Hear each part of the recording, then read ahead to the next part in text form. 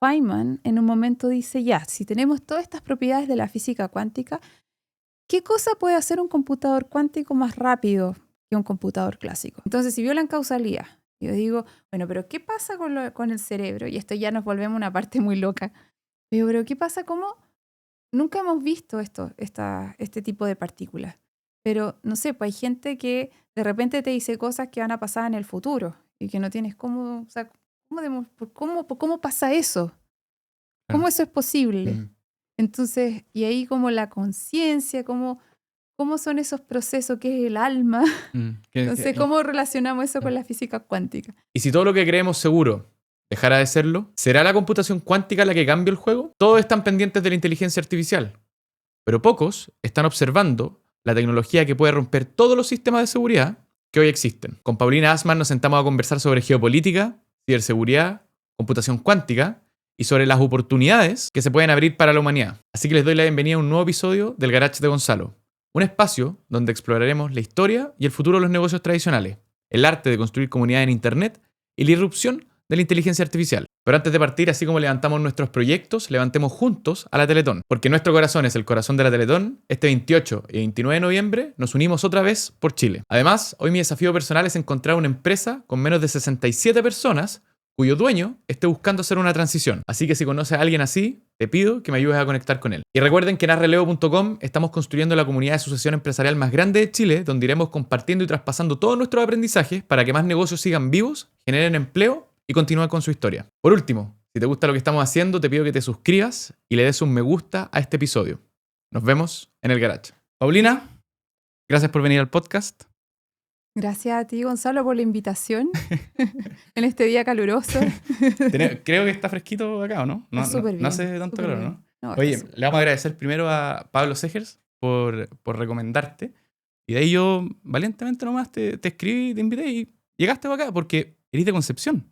Sí, pero me lo paso en Santiago. O sea, por lo menos vengo todas las semanas. Así que tuviste la suerte de que hoy día me tengo que quedar en Santiago, así que tuve el tiempo de poder venir y bueno, y poder compartir este rato. Oye, quiero partir polémico. Ay, no me asustes, ¿qué? Geopolítica. ¿Vale? ¿Estamos seguros o no? Mira, cuando hablamos de geopolítica, yo creo que tenemos que ver en qué dimensión. Porque hay distintos, o sea, cómo afecta la política en distintas dimensiones, ya sea a nivel tecnológico, a nivel de, no sé, migración, no sé. Nuestro tema, tecnología. Vámonos ahí. Vamos a lo que es ciberseguridad. Perfecto. ¿Están nuestros datos seguros hoy día? La verdad que no. Esa es la verdad, vos. Esa es la verdad. No es tan seguro, pero creo que aquí hay un tema súper relevante que quizás no todos lo tienen muy consciente. Okay. O sea, cuando hablamos del mundo digital. El mundo digital que se alimenta de datos está bien poco regulado. Porque, por ejemplo, si piensas en Chile o algún país del mundo, tú sabes perfectamente cuáles son las fronteras, con qué limita al norte, al sur, al este, al oeste. Y cuando ya tienes ese consenso, hay distintas reglas de la sociedad, o sea, y distintos elementos, como por ejemplo ya defensa. En caso de tal problema, tenemos este tipo de defensa. Y ahí entra, por ejemplo, militar, lo de las Fuerzas Armadas, de Fuerza Aérea, dependiendo cómo tú ejerces soberanía.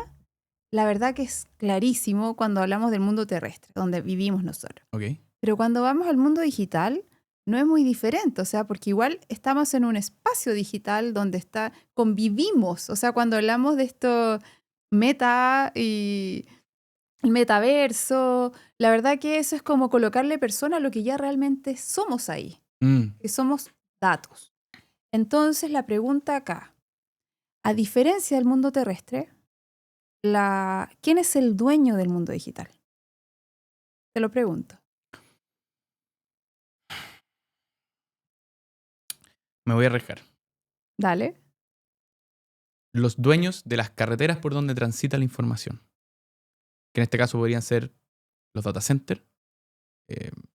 Pongamos un ejemplo, Amazon. Ok. Google. Ya, Meta incluso. ok. Porque la información tiene que, hasta donde yo entiendo, y aquí podemos reformular cómo se mueve tradicionalmente la data, hasta donde yo entiendo, hoy día la información tiene que moverse a través de fibra óptica y infraestructura física, Exacto. ¿cierto? Entonces la gente que controla esos activos en el fondo es dueño de por dónde pasa esa información. Ahora, quién la procesa y qué insights obtiene a través de eso, a partir de eso, perdón, no necesariamente son los mismos. A ver, pero si tú eres el dueño de la carretera, ¿cierto? ¿Ok?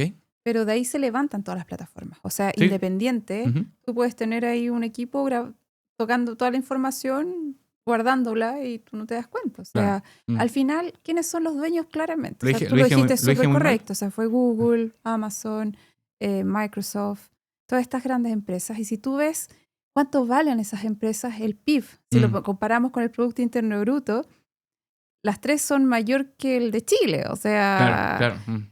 entonces estamos hablando de cómo ejerce soberanía en este mundo digital donde los dueños son empresas privadas. Claro. Entonces ahí viene esta pregunta, ya, ¿cómo regulamos esto? ¿Cómo los países ejercen soberanía? Y aquí viene la respuesta, o sea, es con tecnología. Ok. Entonces, O sea, ¿las leyes aquí no aplican? o sea, imagínate que hoy día Chile está en la vanguardia con respecto a la ley de inteligencia artificial. O sea, Ujú. están tratando de cómo vamos a tomar esta tecnología y cómo vamos a trabajar en ella en este mundo digital. Mm. ¿Cómo estamos con la ley marco de ciberseguridad? O sea, Sí. se creó la agencia de ciberseguridad acá en Chile. Por lo mismo, porque ¿quién protege tus datos? O sea, ¿cómo los chilenos ejercen su soberanía en estos espacios? Claro, porque uno, en el fondo, yo creo que aquí la gente que nos escucha igual, la gran mayoría es usuaria de por lo menos ChatGPT. Claro. ¿Ya? Y claro, ChatGPT dice que los datos van a ser usados con, no sé, la confidencialidad que suponen. Pero ¿qué significa eso? Si nosotros tratamos de hacer el doble clic, claro, porque OpenAI, Microsoft, dueño de los data centers, y volvemos para atrás, ¿cierto? Como una persona se asegura que realmente no estén trabajando sus datos para que no pase, por ejemplo, un caso como el de Cambridge Analytica. Por ejemplo. O no sé, o sea, me acuerdo que en Estados Unidos, en una ¿Mm? conversación que tuve ahí con Silicon Valley, había una empresa que te decía, de acuerdo a todos los datos que tenían estas empresas, Google, Ujú. tenían otra empresa que se dedicaba a analizar. Ya sabes que yo quiero instalar una empresa de venta de ropa de guagua. Ok. ¿Cuál es el mejor lugar? Entonces, como tienen toda la data, las personas que transitan, cuál es el perfil y Las todo, te búsquedas. dicen, mira, el mejor lugar es en este sector.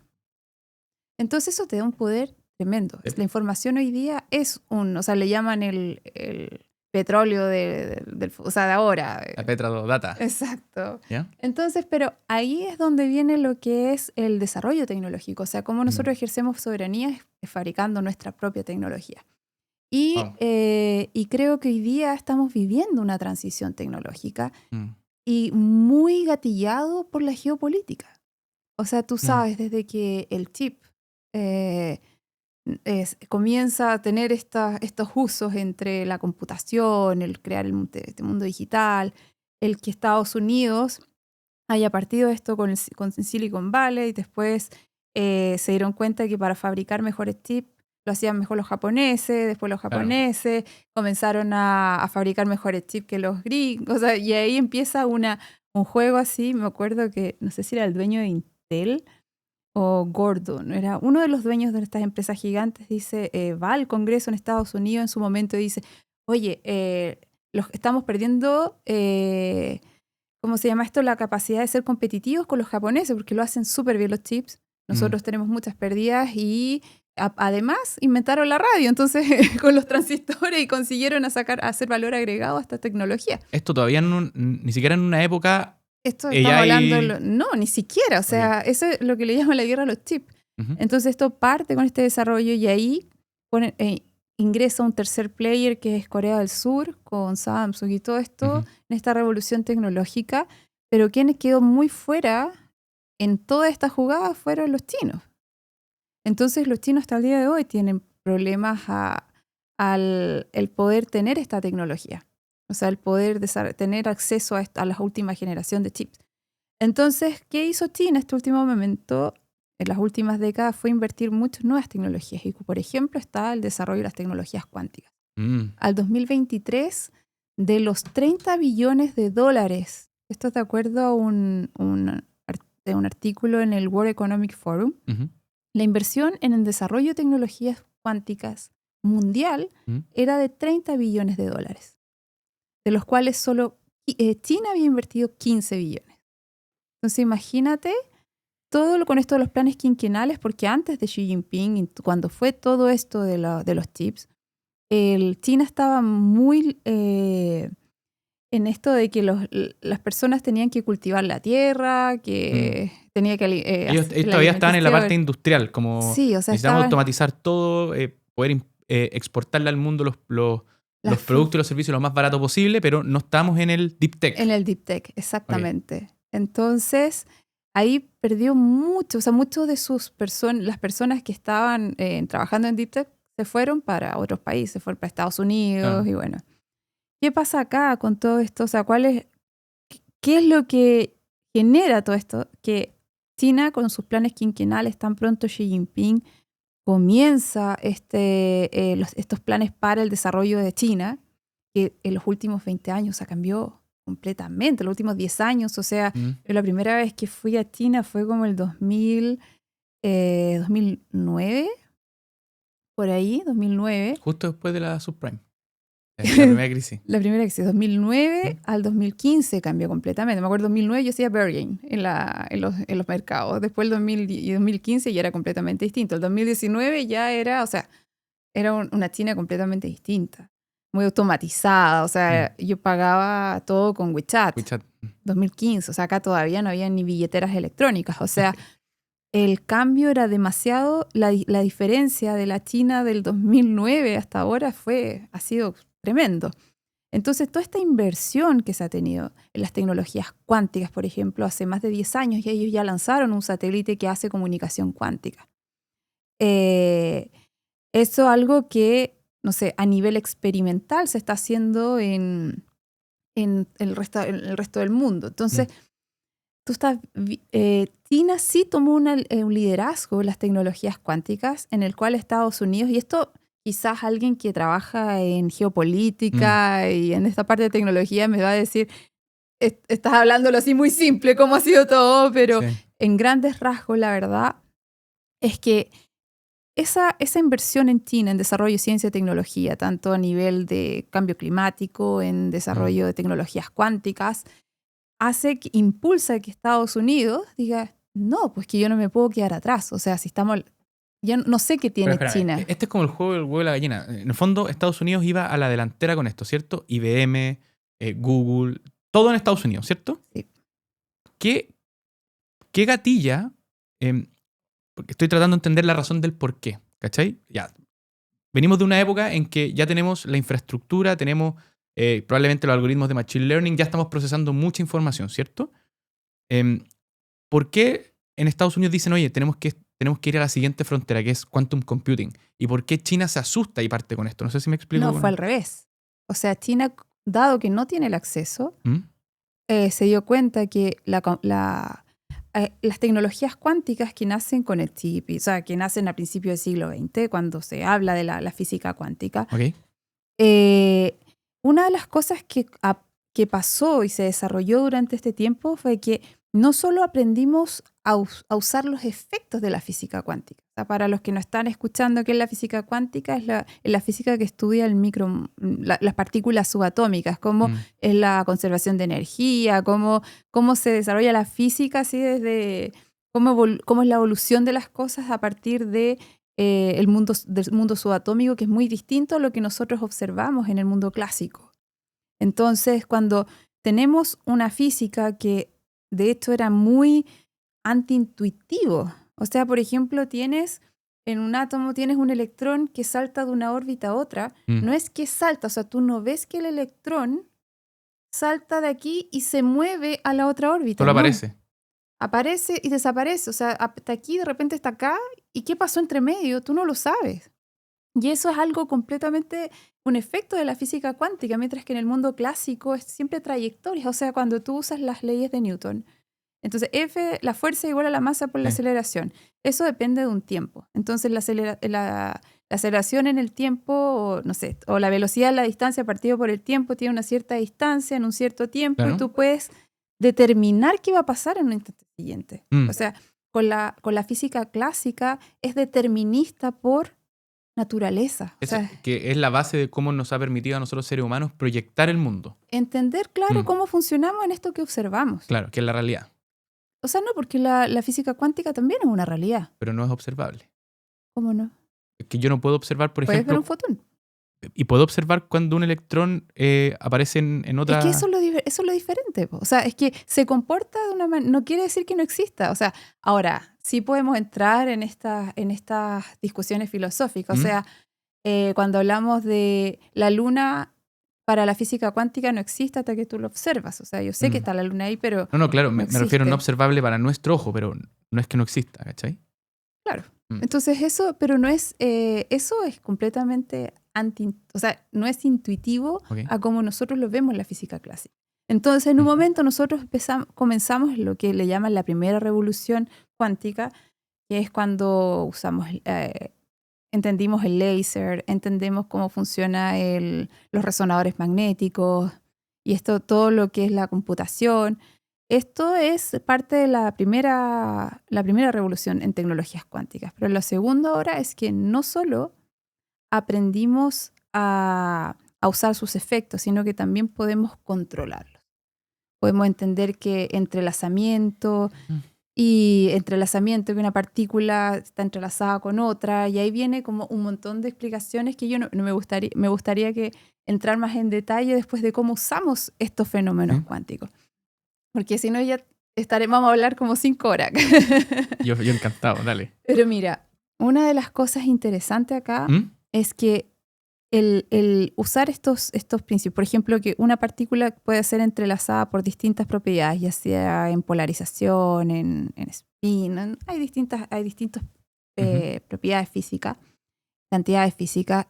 Eso de poder medirlo es una cosa así que fue el premio Nobel, el primer premio Nobel que dieron en física cuántica hace como 2-3 años atrás, era sobre el entrelazamiento, que uno tiene una partícula acá a una cierta distancia y están entrelazadas por polarización, por ejemplo, y eso se pudo medir a largas distancias, que se llama y cuando pasó esto, se dieron cuenta, o sea, validó que el existir esta propiedad tiene muchas, o sea, es como la base de la computación cuántica. O sea, por ejemplo, lo que es principio de superposición, entrelazamiento, poder usar esto para hacer qubits. El primero que habló de la computación cuántica fue Feynman.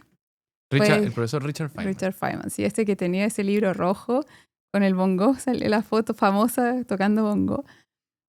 Bueno, él habló de lo que es la computación cuántica, de que en realidad nosotros podemos usar las propiedades de la física cuántica para hacer operaciones lógicas. O sea, en vez de los bits, que usamos la computación clásica entre 0 y 1, podemos usar los qubits, que son ceros y 1 y combinación de ellos. ¿Okay? Que es que, en el fondo, el estado intermedio, corrígeme si estoy usando mal las palabras, el estado intermedio significa que ese bit puede estar al mismo tiempo entre 0 y 1. O sea, es 0, 1 y 0 y 1. O sea, lo que pasa es como tú puedes estar 0 y 1 de manera secuencial. Ok. Entonces, imagínate una librería con un estante con muchos libros. ¿Ya? Estoy en el final de la película Interstellar. Cuando está Cooper tocándole los libros. Exacto, están los libros. Entonces, cuando un computador clásico que hace con bits es leer esa información, ir libro por libro de manera secuencial. O sea, primero leo el primer libro, leo el segundo libro, leo el tercer libro, así sucesivamente, hasta leer todos los libros. Si es que yo estoy buscando algo específico y está en el tercer estante y estoy en el primero, me voy a demorar un tiempo hasta encontrarlo. Pero estas propiedades de la física cuántica, como la superposición de estados, como el entrelazamiento, ¿qué me permite? Poder abrir todos los libros al mismo tiempo. O sea, es como usar en un solo proceso, o sea, por ejemplo, tú en un solo procesador poder abrir todos los libros al mismo tiempo. En una unidad de procesamiento, en vez de recorrerlos, los abro todos al mismo tiempo. Exacto. Wow. Y eso es como lo que llaman los algoritmos de Gruber. Pero eso es un efecto de la computación cuántica en el cual tú usas el qubit, o sea, ves el poder del qubit. Claro. Pero antes que nos metamos en la computación cuántica como tal, ¿por qué les interesa tanto esto a los chinos? Ya, pero entonces mira, ahora es como que estamos construyendo una historia larga. Sí, pues, está bueno. Entonces, los chinos, ya, el tener una nueva tecnología que no dependa así del procesador de la GPU, claro. Porque ahora tú necesitas otros. Puedes usar un fotones, puede ser iones atrapados, puedes usar otros, no sé, superconductores. Hay distintas, hay más de 4 tecnologías para hacer computación cuántica, para generar estos qubits que tienen estas propiedades. Entonces, es una nueva forma completamente distinta que no depende del chip. Que es decir, o sea, ese chip que ya sea que no de GPU... que no depende de estas fábricas que ya están preestablecidas. Que ya están preestablecidas. NVIDIA. Exactamente. ¿Cómo se llama la otra? TSMC. La que está en Taiwán. Está en Taiwán. No, y dependen ahora es otro, es fotón. O sea, esto por ejemplo, lo puedes fabricar en un laboratorio. Los chips fotónicos, o sea, igual es como... Si tú me preguntas, ¿va a ser un computador como los que conocemos hoy en día? No. O sea, es un computador que puede hacer cosas específicas. O sea, los de multipropósito es que puede factorizar grandes números primos, por ejemplo, que por ahí viene la amenaza. Y puede buscar patrones muy rápidamente. Esas dos cosas pueden ser muy bien. Por lo tanto, que te puedes resolver ecuaciones de muchas variables en un tiempo finito, cosas que un computador clásico no puede hacer. Entonces es un cambio de paradigma. Es como cuando hablamos de computación cuántica o de las tecnologías cuánticas, es como pensar, en su momento nosotros usamos las velas, ¿ya? Las velas para alumbrarnos, no sé, en la calle teníamos estas antorchas de fuego que nos permitían alumbrar y cumplía su función. Pero con el conocimiento científico, el conocer las propiedades de algo, en este caso la electricidad, entendimos que podíamos hacer ampolletas. Claro. Entonces, hoy día tenemos estas ampolletas que los dos alumbran. Tenemos una vela, tenemos una ampolleta, pero la ampolleta es el resultado de todo el conocimiento científico que obtuvimos en el tiempo que nos llevó a avanzar en esta nueva tecnología. Es un antes y un después en cómo se hacen las cosas. Exacto. Las dos nos sirven para alumbrar. Y podríamos haber seguido con las velas. De hecho, todavía se usan. Sí. Pero vimos que esto es un avance de la ciencia. Sí. Es conocimiento. Y es lo mismo que está pasando ahora en esto de la computación clásica a la computación cuántica. Entonces, cuando nos dimos cuenta que podíamos hacer este tipo de cosas, llevarlas a la realidad, de hecho, el Feynman en un momento dice, ya, si tenemos todas estas propiedades de la física cuántica, ¿qué cosa puede hacer un computador cuántico más rápido que un computador clásico? Espérate, antes de que contesté esa pregunta, perdón por mi curiosidad. ¿Cómo una persona, porque yo imagino que la física cuántica alguien la teorizó o la intentó observar? ¿Cómo una persona logra dar con estas leyes que probablemente están ocultas a nuestros ojos? Me explico. Es que quizás el ejemplo que ponga me van a matar los físicos, pero Newton observó cierto fenómeno y dijo ya, ok, a través de esto yo puedo describir ciertas reglas, ¿cierto? ¿Cómo los físicos o las personas que observaron de alguna manera esto que no se llamaba física cuántica, dieron con esto? No sé si me explico con dónde voy. Pero ahí hay varias historias al respecto. O sea, por ejemplo, tenemos una puede ser la dualidad onda-partícula. O sea, tienes una partícula y usas una rendija y de repente tú quieres tener un fotón que de repente se transforma en onda. Entonces, eso se observaba experimentalmente y no tenías idea. O sea, ¿cómo explicabas eso? Ahí empezó la construcción de la física cuántica. Y esto está está Schrödinger, Dirac, Heisenberg. Todos estos físicos, la verdad era cuando definimos las partículas y que estas partículas tienen cosas que se observaban, esta dualidad onda-partícula que se medía en el laboratorio. Ahí comienza a desarrollarse la física cuántica. El gato de Schrödinger. Sí. El gato está vivo, está muerto. Sobre un experimento tenías un gato, tenías un átomo de radioactivo. En algún minuto, si radiaba o no radiaba, no lo sabías. Entonces solo ibas a saberlo cuando abrieras la caja. Entonces, aleatoriamente, el gato no sabía si estaba vivo o muerto. Entonces, tú veías la caja cerrada y tú sabías que había un átomo que iba a radiar y que iba a matar al gato. Entonces, ¿está vivo o está muerto? No sé. Hay un 50% de probabilidad en que esté vivo y un 50% que esté muerto. Entonces, ese tipo de cosas, eso fue a principios del siglo XX que comienza a estudiarse todos estos fenómenos y se comienza a construir la física cuántica y que hoy en día la base de todo lo que tenemos, toda la tecnología es cuántica, solo que hemos aprendido en todo ese periodo no solo a observar o sea, a usar sus efectos, sino que también cómo controlamos para esos efectos para nuestras necesidades. Ok, ahora te entendí. Perdón por la interrupción con el profesor Con Feynman. Entonces, mire, ¿qué pasó ahí con Feynman? Que se pregunta esto, ¿qué puede hacer un computador cuántico más rápido que un clásico? Y ahí está un matemático que se llama, este apellido Shor, no me acuerdo el nombre en este minuto. Y Shor dice, bueno, encontró la respuesta ante esa pregunta, era factorizar grandes números primos. ¿Y qué pasó ahí? Ese fue el primer ataque de un computador cuántico teórico a algo que para nosotros era fundamental, que era la criptografía. ¿Ya? La criptografía. ¿Qué quiere decir eso? Que, por ejemplo, nosotros hoy en día usamos lo que se llama para una criptografía asimétrica, que es poder compartir nuestra información. Por ejemplo, yo digo, Gonzalo, te voy a enviar un correo. Yeah. En vez de decirte, mira, la clave va a ser tanto, yo te envío la información a través de una llave pública, que es la combinación, es un producto de dos números primos muy grandes y hacen una matriz enorme. Y para un computador clásico, hacer la operación inversa, o sea, poder determinar de ese número grande la llave privada, las llaves privadas, que son estos dos pares de números pequeños, eso era las que son mis llaves privadas, la llave pública, que es la que viaja por internet.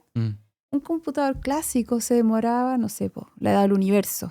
Es muy complejo en tratar de resolver ese problema. Espera, déjame hacer un paréntesis, que para efectos de un ejemplo súper quizás sencillo, a mí me gusta como entenderlo así, y esto lo aprendí cuando tuve que aprender el algoritmo de encriptación de Bitcoin, que es el SHA-256, ¿cachai? Perfecto. Que es que uno tiene como un buzón, como donde te entregan las cartas, ¿cierto? Y tiene dos tapas. La tapa por donde el cartero puede entregar la carta y la tapa de atrás, que es por donde tú puedes sacar la carta. Y en el fondo el cartero sabe cuál es como la dirección de destino, que es por donde entra la carta, pero no la puedes sacar por ahí. Y tú tienes la llave para abrirla por el otro lado. Entonces esto es lo mismo. O sea, en el fondo, a partir de una llave pública, lo que no pueden hacer los computadores tradicionales es, o sea, demoran infinito, es resolver cuál es la llave para abrir ese buzón. Claro. Pero un computador cuántico sí puede.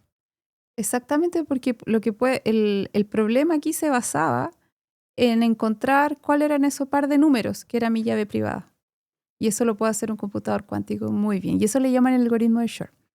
Pero independiente de... Y ahí se volvió una amenaza. O sea, por ejemplo... Pero esto es todo, po. Es todo. O sea, las claves del banco, la encriptación de los mails, WhatsApp... todo. O sea, todo, po.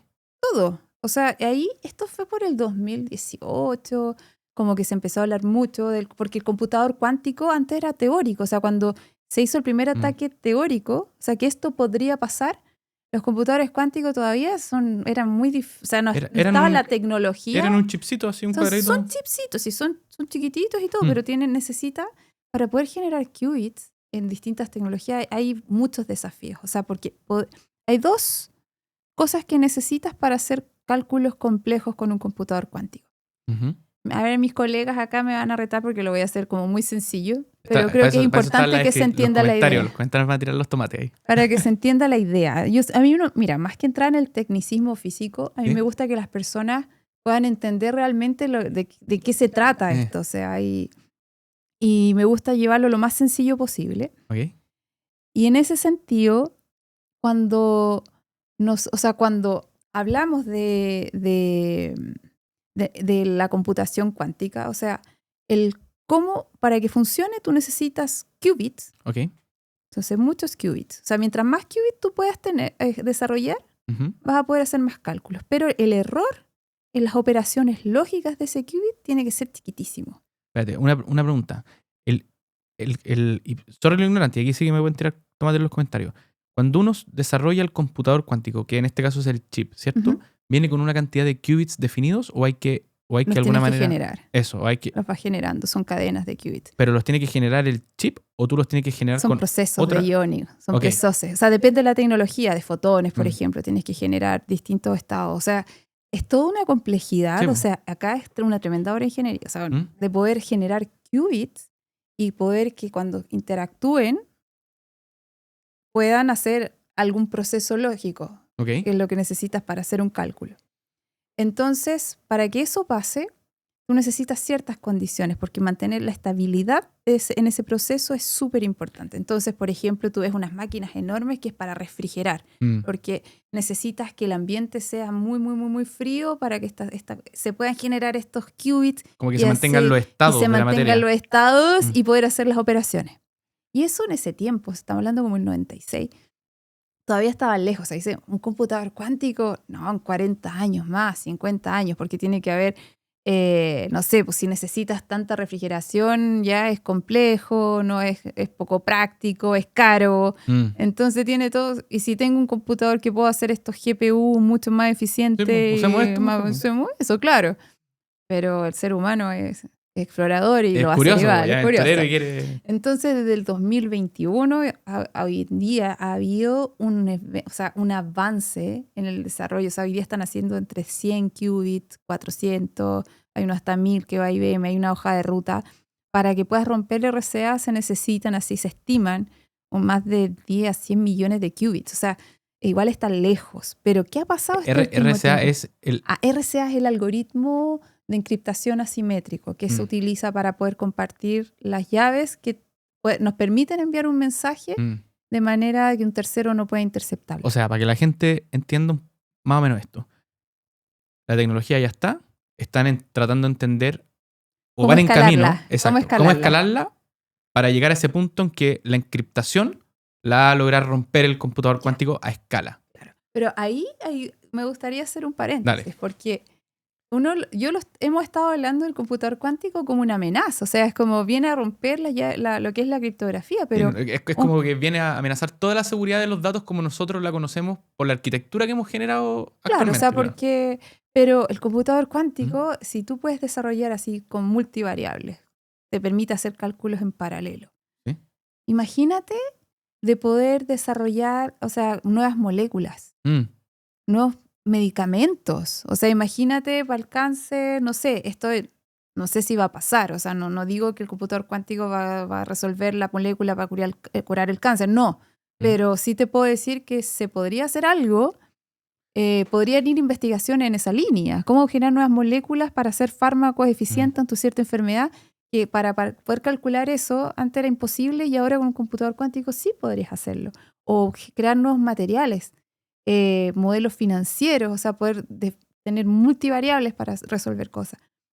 Entonces ahí tú te das cuenta finalmente que el computador cuántico viene a mejorar muchos aspectos, a dar solución a muchas cosas que no teníamos acceso, pero justo pasó que nuestro sistema criptográfico funcionaba de manera que la complejidad matemática para enviar un mensaje se basaba en algo que el computador cuántico podía resolverlo muy fácilmente.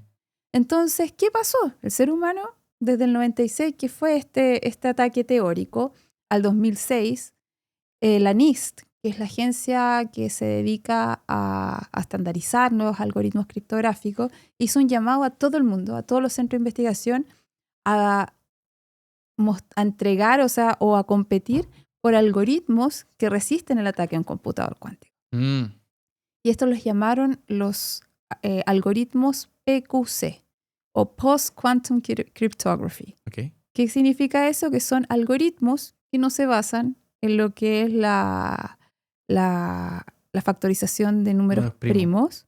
Se basan en otras cosas que son complejas, matemáticas, que un computador cuántico no podría resolver. Y aquí quiero, arriesgándome a cagarla muy grande, estoy pensando en el ejemplo de Bitcoin, de como cuando uno le quiere como es open source, como es código, voy a ponerme un poco técnico, como es código open source, que en el fondo todo el mundo lo puede ver y lo puede descargar, cuando tú subes una nueva actualización que quieras que se adopte, la red tiene que votar, etcétera, pero si es que hay algo que cambia de raíz en el código fuente, se generan como hard forks, o sea, como una nueva malla o una nueva rama de este código que está operando en esta nueva naturaleza. Si es que lo estoy explicando bien. Entonces, tiendo a pensar que los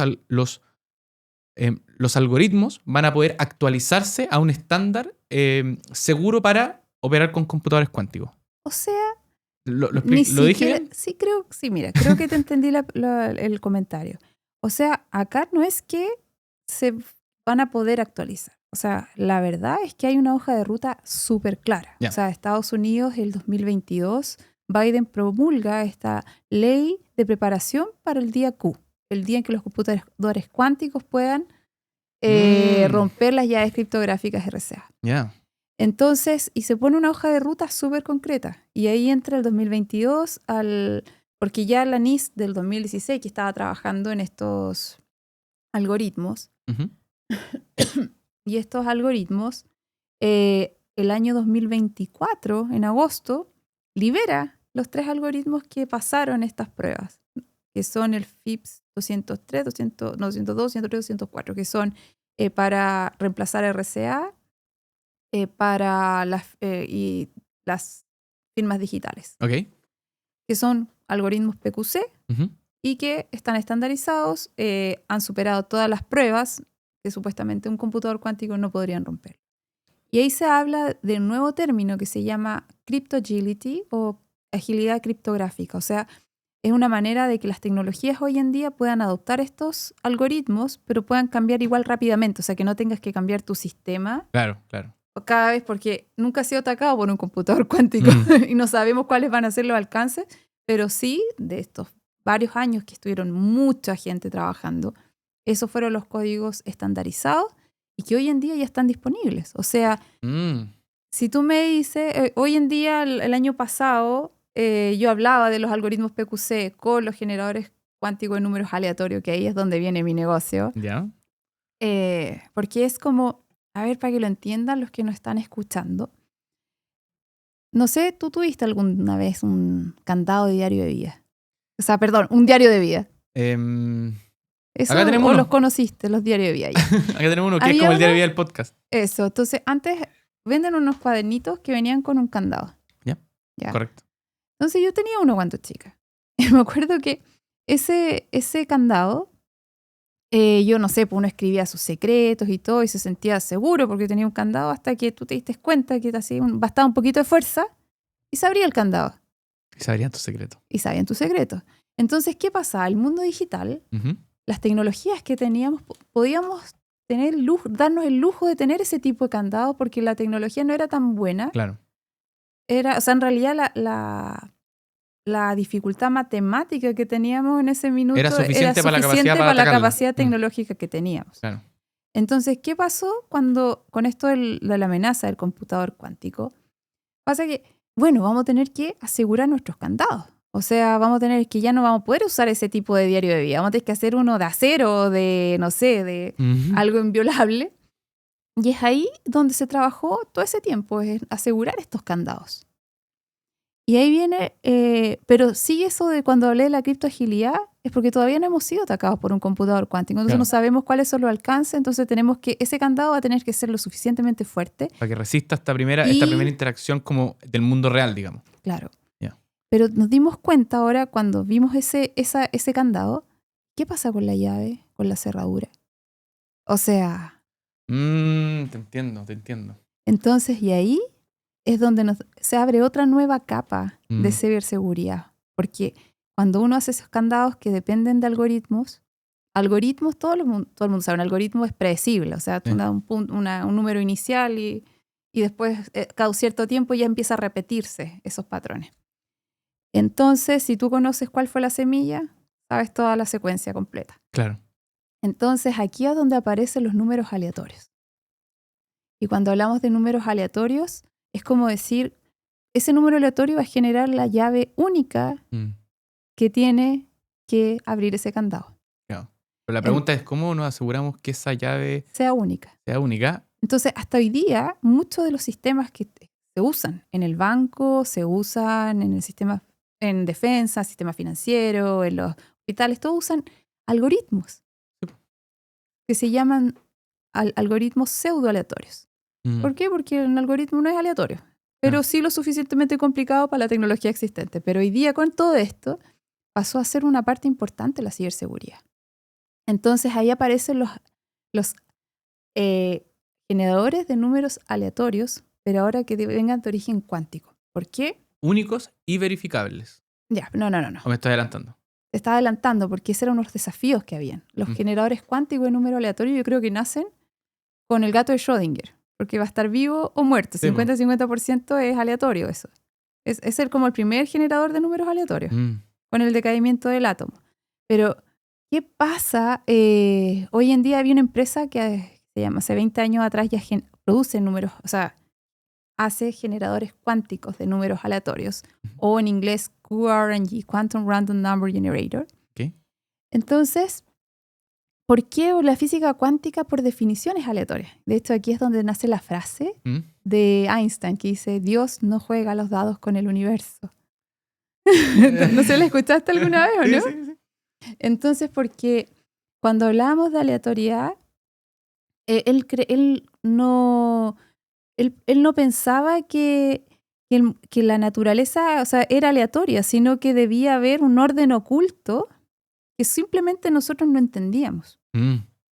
O sea, eso es lo que él decía, es mucho más profundo que eso, pero en simple es que debía haber un orden oculto, estas variables ocultas que simplemente no las entendíamos. Pero con todo lo que es el entrelazamiento y las cosas que hemos aprendido en la física cuántica, nos damos cuenta que realmente sí existe y que lo que Einstein veía como una vulnerabilidad, hoy es la tremenda herramienta que necesitamos para este mundo digital que vivimos hoy en día y para generar estas llaves que te digo para asegurar el candado. Entonces, los generadores cuánticos de número aleatorio pasan ahora a ser una parte importante dentro de solución de ciberseguridad a la hora de hacer criptografía. Pero había un desafío con ellos, porque tú dices, bueno, si la física cuántica me entrega una aleatoriedad, ¿este equipo es seguro? Claro. O sea, yo tengo que creer porque es cuántico. ¿Cómo yo audito que efectivamente eso se generó una única vez?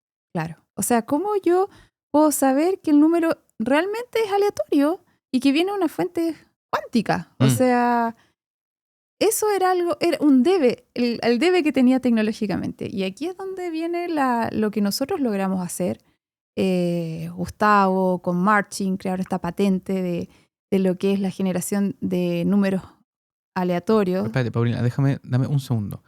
Ellos observaron, estoy tratando de pensar desde el punto de vista de cómo observaron la realidad o la oportunidad de negocio para hacer esto. ¿Ellos observaron un problema técnico o ellos pensaron, por ejemplo, oye, si hacemos esto, se lo podríamos vender a, no sé, la polla o al loto, ¿cachai?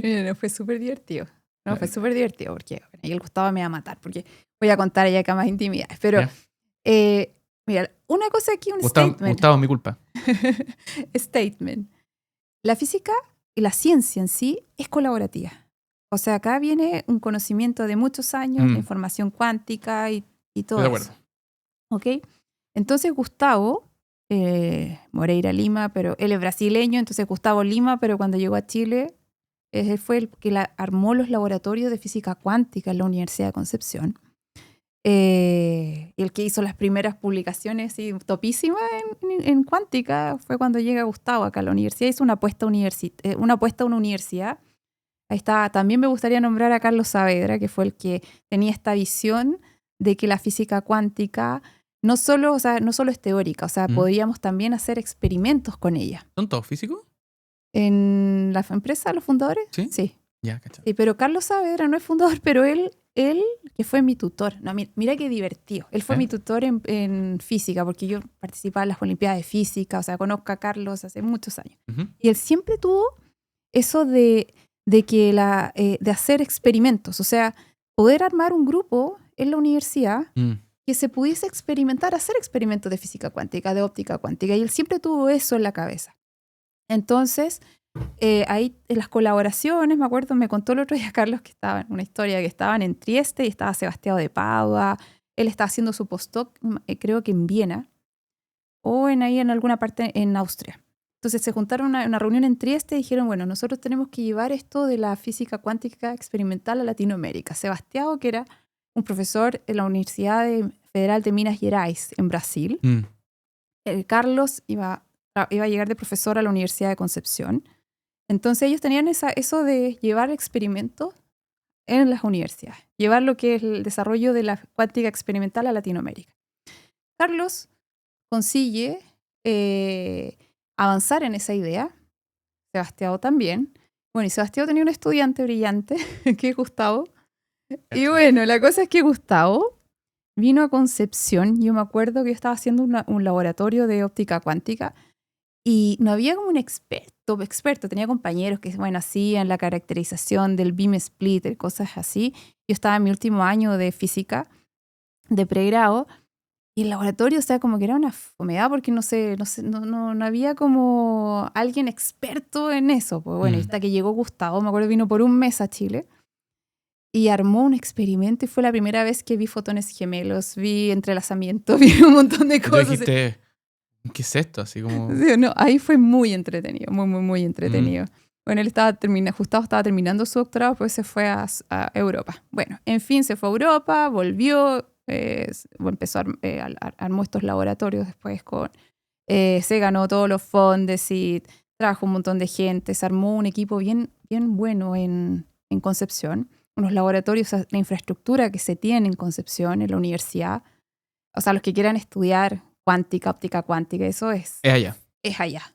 O sea, quien quiera hacer cosas de comunicación cuántica, información cuántica, es la Universidad de Concepción. Wow. Hacen comunicación cuántica ahí entre edificios, o sea, es una cosa de otro nivel. Y bueno, la cosa es que ahí es un experimento así de... Esto de los números aleatorios era una idea que se trabaja de mucho tiempo, y aquí es donde tú ves que cómo estas ideas que parecen que son de papers y que son de laboratorio tienen aplicaciones en el mundo real. Tienen aplicación en el mundo real así. O sea, de repente me acuerdo que Gustavo estaba en Bristol y hablaba de esto de la computación cuántica y tuvimos una videoconferencia. Estábamos hablando y me dice, oye, pero acá con esto el computador cuántico realmente está como toda la criptografía está en jaque. Y tengo la solución. Él trabajaba con números aleatorios. De hecho, Gustavo tiene así unos experimentos de el computador cuántico de 10 qubits, que es para unas cosas específicas. Eso existe en la Universidad de Concepción. Entonces, que se puede empaquetar fácilmente para dar buenas llaves para la criptografía. Wow. Y ahí es donde dijimos, ya, pues, armemos la empresa. Armemos la empresa para hacer esto. Y así parte. O sea, no había tanto espíritu como de seguir con el research, sino fue como, oye, esta cuestión en verdad tiene aplicaciones comerciales, tiene aplicaciones como... Vamos a buscar clientes, no sé, como... No tan así, pero sí, como que... Y ahí es con Marcin. Estaba Gustavo y Marcin es teórico. Él es como el de ciberseguridad cuántica teórica, Gustavo teórico experimental. Se juntan y empezaron a hacer el primer prototipo. Bueno, y ahí comienza el primer prototipo llamémosle Secure Quantum, pero... Era una mesa óptica, o sea, el generador cuántico inicialmente era una mesa óptica llena de cables por todas partes, con unos osciloscopios gigantes. O sea, imagínense este estudio lleno de cables. Y hoy en día el generador cuántico... ahora nuestra versión es para rackable, porque así se necesita en el mundo de las telecomunicaciones y que quepa en un data center, en un rack. Pero la tecnología en sí, hoy, es un chip fotónico, que es del tamaño de un granito de arroz. Y eso, somos la primera empresa de tecnologías cuánticas en Latinoamérica. Y hoy día desarrollamos eso. ¿Y cuál es la diferencia? Que estaba al debe, es el self-testing. O sea, somos el primer generador cuántico de números aleatorios que certifica a tiempo real que lo que sale de ahí realmente es único y impredecible. Claro, que ha sido impredecible. Sí. Porque aparte, por ejemplo, el debe que tenía se estaba perdiendo, no sé, había mucho calor en la sala o alguien golpeó el equipo y empieza a fallar. tú dices, no sé, en vez de ser 50 y 50%, ahora que era probabilístico, pasa a ser 70-20, o sea, 70-30, perdón. Entonces, y no te dabas cuenta, porque no había una forma de auditar. Entonces tú decías, hasta que nada peor que no saber que algo está fallando. O sea, porque te entregan números igual, pero tú no sabes que está malo. Hasta que alguien empezó a notar que se empezaron a repetir el segundo o tercer número después de mucho, no sé, porque las bandas que se dedican a hackear números aleatorios, por ejemplo, la lotería, están observando muchos sorteos. Y de repente, aquí hay algo.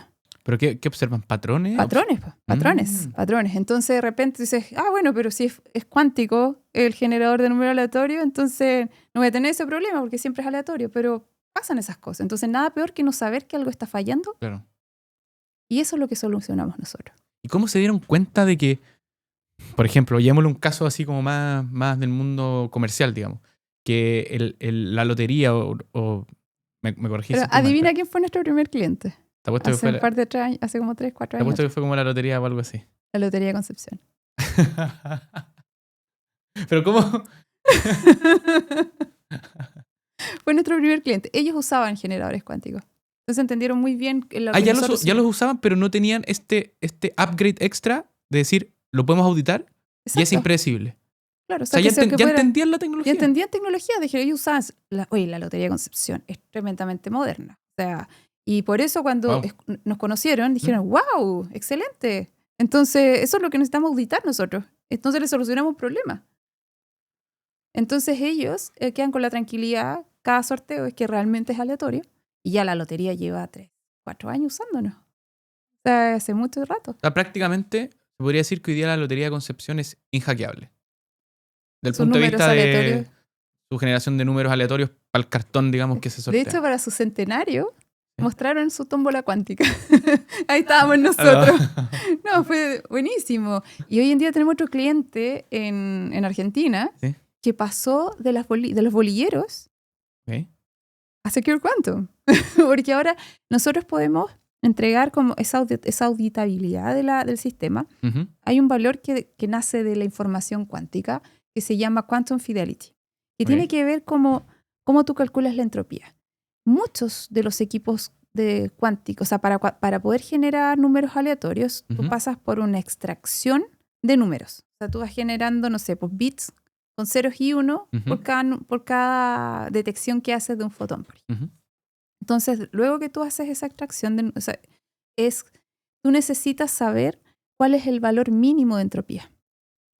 Cuando tú no tienes no puedes auditar, tú tienes que estimar el valor mínimo. Y eso es lo que pasa con la mayoría de los generadores cuánticos número aleatorio. En nuestro caso, nuestra patente nos permite calcular el valor mínimo de la entropía. Wow. Por lo tanto, aquí le voy a robar el ejemplo que inventó el Guille, que es nuestro desarrollador de negocio en Secure. El Guille dice, mira, es como una lavadora y tienes ropa sucia. Entonces tú cuando generas los números tienes que hacer una extracción y para hacer la extracción de estos números necesitas saber cuál es el valor de qué tan sucia está la ropa. Yeah. La mayoría estiman, está tan sucia, por lo tanto programo para cierto tiempo de lavado. Pero en nuestro caso, nosotros el ciclo de lavado lo podemos determinar exactamente para que la ropa quede limpia porque sabemos qué tan sucia está. Entonces, ese es nuestro valor. Y hoy en día, lo que yo estoy tratando de hacer es llevar este estándar, o sea, el Quantum Fidelity, que te dice que todo está funcionando bien. Y de hecho, cuando hace esta extracción, imagínate, algo pasó en el sistema.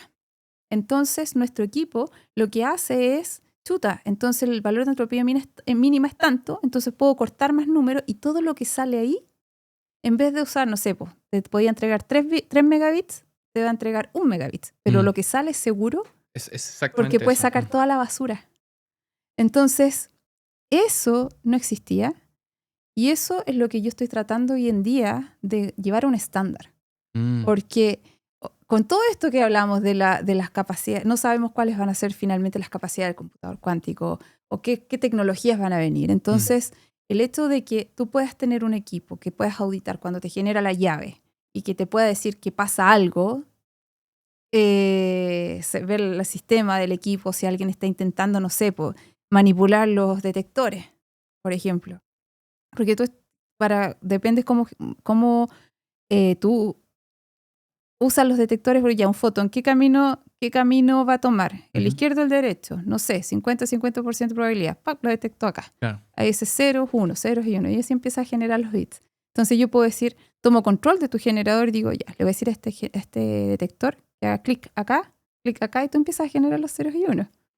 O sea, Eso puedes atacar eso. Sí, o sea, no solamente estáis auditando en el fondo el proceso cuántico de cómo se genera ese número, la seguridad. Sino la seguridad misma de quien está tratando de manipular esto. Exacto. Porque voy a detectar los cambios de estado. Exacto. Claro, la salud del equipo en general. O sea, si alguien quiere un ciberataque al detector, o sea, al generador cuántico, lo vas a detectar. Entonces, ahí es donde las competencias no pueden competir con nosotros. Claro. Y es ahí donde nosotros estamos hoy día definiendo un nuevo estándar de seguridad. ¿Qué aplicaciones, Paulina, tiene esto, por ejemplo, en el mundo? Porque o sea, la computación cuántica tiene aplicaciones literalmente para todo. Es como que va a redefinir el mundo, ¿cierto? Uh-huh. Pero en particular, ¿qué aplicaciones, más allá de, por ejemplo, la generación de números aleatorios que son auditables para, por ejemplo, la lotería, qué otras aplicaciones hay de Secure Quantum en otras industrias, por ejemplo? Aquí me gustaría hacer una diferenciación. Okay. Están los computadores clásicos de uso universal, o sea, de un uso multipropósito, que son los que están haciendo IBM, Quantinium, que quieras usar muchos qubits, que es lo que se está construyendo. Esa es la carrera clásica. Esa es una carrera. Yeah. Nosotros hacemos un computador cuántico de un qubit, que lo único que hace, o sea, es específicamente para generar números aleatorios. Especializado. Okay. Especializado en eso. Entonces, es como, tú puedes usar un computador cuántico de estos multipropósitos para generar números. Uh-huh. Pero es como matar una mosca con una bomba atómica. Claro. Y aparte que es como no hay de tener en el data center una cosa de de 3 millones de dólares que puede hacer muchas otras cosas más y no solo números aleatorios. Entonces ahí entramos nosotros en carrera. Y con respecto, se me fue la otras aplicaciones que no sean... La otra aplicación. Entonces tenemos los números aleatorios para loterías, para online gaming. Sí. Y tenemos también para la ciberseguridad. Ok. O sea, por ejemplo, data en reposo.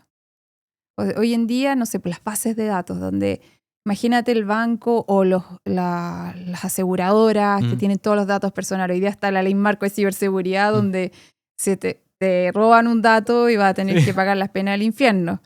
Entonces, ahora tú puedes auditar desde generación de la llave a todas las capas de encima si algo pasa.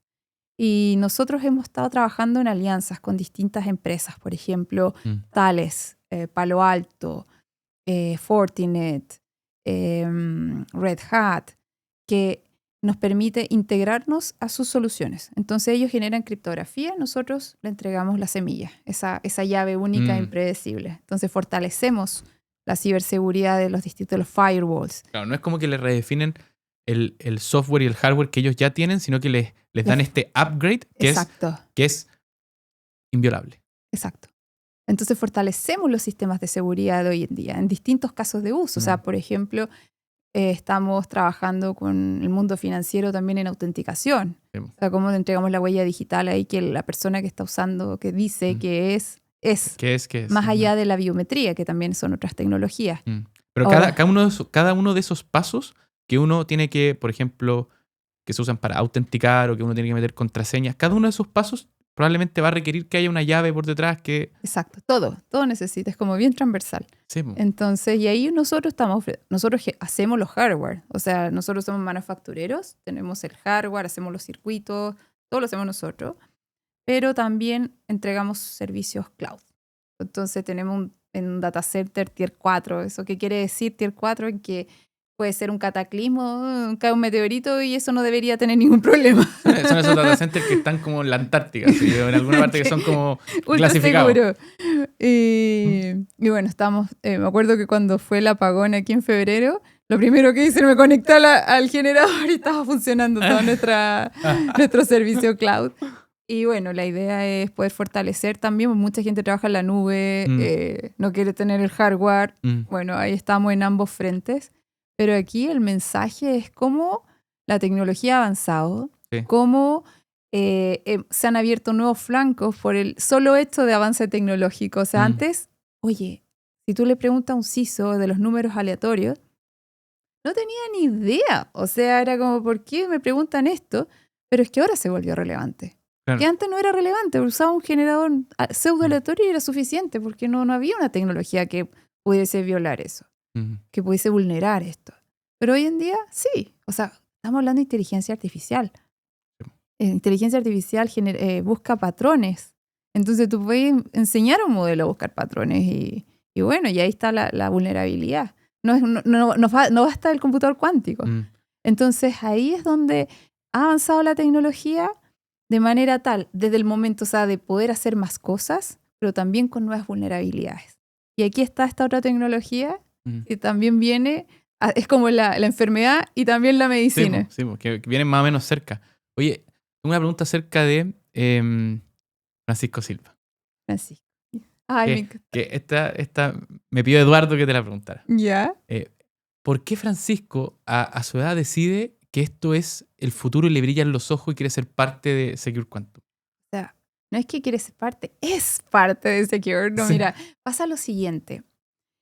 Cuando yo conocía, bueno, por estas cosas de la vida, conocí a Francisco, él me hablaba de la computación, él me habló de la computación cuántica, cuando nadie hablaba de computación cuántica. Y yo le dije, oye, yo tengo una empresa, o sea, estamos trabajando en una solución, cuando esté lista te llamo. Y bueno, cuando estábamos listos ya con el primer prototipo o sea, el primer mínimo viable comercial, ahí lo llamamos y entramos a un proceso de esto de inversión. Sí. Y está Francisco y Ramón, que son los dos fundadores del grupo Security. Okay. Y bueno, y Francisco, o sea... que para que la gente se contextualice, Francisco tiene 84 años. 84 años, yeah. Sí, pero su alma es de 20. O sea, claro, no, o sea no. Aquí la curiosidad es tremenda. Es infinita. O sea, querer ya entender incluso y estar en esto a esa edad es notable. O sea, Francisco explica mejor que yo todo esto, o sea, porque lo lleva a un nivel de comprensión, o sea, tremendo. Pero ¿sabes lo más importante de esto? Cuando nosotros... O sea, una de las cosas que buscamos de un inversionista, a nosotros no era así como inversionista, así, queremos plata. Claro. Porque nosotros teníamos claro que somos científicos. Nosotros venimos del mundo de la ciencia. Y del mundo de los negocios, o sea, yo me acuerdo cuando iba a asumir de CEO, o sea, como ya iba a dejar la academia y ser CEO, era como... Ya, pero ¿qué hace un CFO? ¿Qué es lo que es el cap table? Y no tenía idea de esas cosas. O sea, me acuerdo cuando en los primeros directorios, ¿qué es lo que es el directorio? Yo busqué, ¿qué se hace en un directorio? O sea, para que tengáis una idea. Entonces, porque yo le dije, en las reuniones que tuvimos con Francisco y Ramón fue, mira, nosotros somos científicos y eso lo hacemos, sabemos hacerlo. Vamos a ganarnos todo el soft funding porque, no sé, Steve... Martin son el 2% más citado del planeta, el nivel de patentes. Tenemos un montón de... O sea, si tú me preguntáis científicos de primer nivel... Claro, el equipo es una maravilla técnica. Es un equipo de maravilla técnica y cómo funcionan los países desarrollados. O sea, eso pasa... Por eso funciona la tecnología en los países desarrollados. Aunque me puede salir poco humilde, pero el equipo es realmente sólido. Pero de esto otro, del mundo comercial, no tenemos idea. Y está perfecto que no cachemos, si no somos malabaristas de todas las artes, digamos. Exactamente. Entonces yo le dijimos... Nosotros queremos a ustedes porque la experiencia que ustedes al levantar un security, al levantar esto, y me acuerdo que estuve en alguna reunión en el último piso del security ahí por Apoquindo, y yo le dije, este es el Olimpo. Ahora, ustedes estuvieron vendiéndose a los 30 años después de este banco. ¿Cómo hacemos para que Secure Quantum, toda esa experiencia la necesitamos en Secure Quantum para que sea rápido esto? Tenemos que entrar al mundo global rápido. Cacha. Esa era la visión. Y no queremos inversionistas que no... O sea, que no estén alineados con esa trayectoria de crecimiento que querían ustedes. Y que trabajemos juntos. O sea, yo no quiero a alguien que me llame solo para saber cómo vamos, sino que cómo trabajamos juntos. ¿Con qué te ayudo? Claro, o sea, vamos... Yo no sé hacer empresa, enséñame a hacer empresa. Así. Qué bacán. Y ahí empezamos a trabajar juntos. O sea, lo primero yo renuncié a la academia, armamos el equipo comercial, el equipo financiero, la CFO, los contadores, el grupo de contadores, quién lleva aquí, quién lleva acá. Y toda esa empezamos a armar empresa. La trajo Francisco, en el fondo. Francisco y Ramón. Además de esta curiosidad infinita, porque de alguna manera a él le interesaba este tema. Claro, bueno, igual no hicieron una due diligence con una empresa ahí, pero, pero sí. salió súper buena, Sí. salimos súper, o sea, para mí fue la mejor due diligence porque le dijeron, esta tecnología realmente de punta y todos nos convencimos de eso. Sí, no, pero me refería como desde el punto de vista de la curiosidad genuina que tenía él por este tema en particular. ¿Cachai? Porque Claro. podría haber sido, no sé, tecnología para el agro. No, pero él estaba pensando en esto, o dio de alguna manera con esto, no sé si me explico. Sí, no, pero imagínate, yo el otro día pensaba, no sé, pues nosotros somos Secure ¿Sí? Quantum. Bueno, primero Secure, yo después le agregué el Quantum porque dije Secure, era como todos se perdían mientras que, porque el Secure con Q, mal escrito. Claro. Pero decía Secure, ¿cómo sabemos el Quantum? Y dije, ya, Secure Quantum. Y le puse Secure Suena Quantum. súper power desde mi punto de vista. Claro, pero era Secure, pero le puse Secure Quantum. Entonces, cuando era, ellos fundaron el Security. Sí, el security, claro. Entonces le dije, mira, acá hay alguna cosa, estábamos predestinados, pero realmente ha sido un trabajo codo a codo, todo lo que es la experiencia, yo te juro, o sea, he aprendido muchísimo Sí. al mundo de las empresas, de cómo funciona. Ahora ya me manejo con el estado de balance, ya puedo... Y cachaste que el rol probablemente que tenía hoy día ya no es tan cerca de la ciencia misma, sino que probablemente tenía un rol de tengo que dirigir la empresa. Así es el rol de... Y tengo que hacerla crecer, y esto implica quizás estar más lejos de lo que era tu amor por la ciencia. O sea, sigo haciendo cosas. O sea, por ejemplo, ahora saqué una patente. No. Sí. No puedo. Pero es que yo lo veo todo como un experimento, te juro. O sea, es como mi experimento de armar esta empresa global. O sea, mi sueño, si tú me preguntas, yo quiero que una de las cosas que a mí me cargaba era cuando, que yo trabajé en el Max Planck, todos los mejores centros de investigaciones del mundo, y las personas son igual a mí. Incluso a veces a nivel de intelectual era igual, o a veces yo era mejor, otro era mejor. O sea, yo pienso, ¿sabes qué? Tengo una hipótesis acerca de esto, pero en general con el talento chileno. Yo creo que el talento chileno, en lo que sea, es muy bueno, pero tiene un problema de autoestima. El problema de autoestima atroz. O sea, es como ¿Puede ser? que lo primero que te dicen, no, me voy a ir a Harvard a buscar ya, pero oye, si ellos tienen más plata para hacer ciencia, o sea, pero la gente... No es mucho más inteligente que tú. No. Entonces somos iguales. O sea, para mí Okay, no es sé. como... Yo cuando veo, no sé, yo si voy al MIT no voy a inspirarme, voy a ver cómo hacemos algo en conjunto. O Wow. porque y así, o sea, no, para mí no existe eso de, pero en Chile sobre todo es muy, como que todo lo de afuera, o sea, es como que Como que tienen todo una brilla, imagen así es como... de colonización. Y yo digo, oye, si no tenéis que irte para tener el mejor laboratorio, De hecho, está en Concepción. uno de los mejores, claro, puede ser mejor aún, pero ya el Secure Quantum se va a poner después con un buen laboratorio, mejores laboratorios y cosas para la universidad, pero me refiero que así nacen estos hubs y ojalá que haya más empresas y todo y que nos creamos el cuento, porque los gringos, o sea, en Estados Unidos compran tecnología gringa, o sea, Sí. los europeos, o sea, Sí. tratan de lo hacen en China y todo, pero generalmente el valor viene de lo que se hace, lo propio. Y acá es como... Y además las políticas afuera públicas lo las mejor. alinean para que los incentivos estén en que las empresas compren tecnología local. Y que compitan, o sea, si, por ejemplo, si tú me dices, no, que sea solo Secure Quantum, no. Póngame a competir y denme la oportunidad. O sea, que yo no me quede fuera de competencia por ser chilena. O sea, ese es el punto. Mi tecnología es tan bacán que compite con todo el resto. Y yo sé que voy a ganar. Wow. Entonces, eso, y yo siento que eso falta. En Brasil tienen mucho de eso. En Brasil es como, ellos hacen todo. Sí, es como lo innovador. Ellos son orgullosos de lo que ellos hacen. Pero también eso, ¿sabéis lo que me pasa, Paulina? Pablo Segers cuando estuvo acá también dijo eso, porque Pablo, como en el buen sentido de la palabra, no le tiene respeto a desarrollar tecnología que no se ha hecho. Pero ¿cuántos Pablos hay? ¿Cuántas Paulinas hay? No tenemos ese N versus el N que hay en Brasil, ¿cachai? Claro. Que son, si no me equivoco, como 200, 300 millones de habitantes. Entonces, por cada Paulina que hay en Chile, o sea, ¿cuál es la probabilidad que hayan? No la probabilidad cuántica, pero ¿cuál es la probabilidad de que hayan más Paulinas? Pero sí, yo creo que Acá, digamos. hoy en día hay. Lo que pasa es que hay que orientarlo un poquito. O Okay. sea, hay muchos que están afuera también, que se fueron porque era mejor estar en Estados Unidos, era más fácil hacer el negocio. O sea, el otro día un CEO de una empresa me decía, Paulina, ¿qué estás haciendo en Chile? Tenés que maximizar tu suerte. Hay que maximizar tu suerte, por eso ándate. ¿Qué estás haciendo en Chile? Y yo digo, ¿Y tú estás de pucha, acuerdo con eso? No, o sea, yo le encuentro, sí, uno maximiza estando en lugares, tomándose el cafecito en el lugar correcto. Pero creo que existe eso de, bueno, me tomo el avión y voy, po. O sea, como que yo estoy tratando de luchar lo máximo posible de que todo lo que sea el desarrollo de hardware y cosas sea acá en Chile y que tenga las oficinas comerciales fuera. Tú le podías atribuir, por ejemplo, es verdad, estoy de acuerdo contigo, tú le podías atribuir, por ejemplo, al desarrollo de tu carrera como científica y física a que hayan habido buenas políticas públicas en Chile, por ejemplo. Sí. O sea, ¿esas carreteras existen o hay que reforzarlas? Las carreteras existen, pero creo que hay que darle más power. Okay. O sea, yo creo que Secure Quantum es parte de un esfuerzo colectivo. O sea, en mi caso, yo llegué a la ciencia porque participé en Explora. Explora era un programa para niños que les gustara la ciencia, o sea, que conocieran la ciencia. Mi primer proyecto científico fue en octavo básico. A ver, espérate. Para que tengan una idea, eso es política pública. Pero un pasito más atrás, ¿la física siempre te gustó? No sabía que me gustaba. O sea, yo era de las que desarmaban radios, siempre andaba haciendo cuestiones. O sea, sí era curiosa.